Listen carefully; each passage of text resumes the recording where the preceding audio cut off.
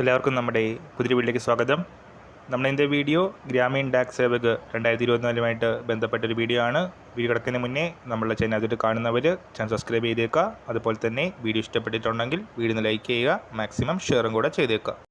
അപ്പോൾ ഈ വർഷത്തെ ഗ്രാമീൺ ഡാക് സേവക് റിക്രൂട്ട്മെൻറ്റിൻ്റെ ആദ്യത്തെ ലിസ്റ്റ് ഓൾറെഡി പ്രസിദ്ധീകരിച്ചിട്ടുണ്ടായിരുന്നു. 3-ാം തീയതി വരെ, സെപ്റ്റംബർ മാസം 3-ാം തീയതി വരെയാണ് വേരിഫിക്കേഷന് ടൈം വരുന്നത്. 2433 ഒഴിവുകളിലേക്കുള്ള ലിസ്റ്റാണ് ആദ്യത്തെ ഘട്ടത്തിൽ പ്രസിദ്ധീകരിച്ചിരിക്കുന്നത്. അപ്പോൾ ഇതിൻ്റെ വേരിഫിക്കേഷൻ നടപടികളെല്ലാം പൂർത്തിയായതിനു ശേഷമായിരിക്കും അടുത്ത ലിസ്റ്റ്.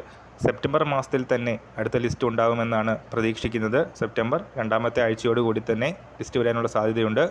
അപ്പോൾ അടുത്ത വട്ടം 2-ാമത്തെ ലിസ്റ്റിൽ കട്ട് ഓഫ് എത്രയായിരിക്കുമെന്ന് കുറേ പേര് നമ്മളുടെ കമൻറ്റ് സെക്ഷനിൽ ചോദിച്ചിരുന്നു.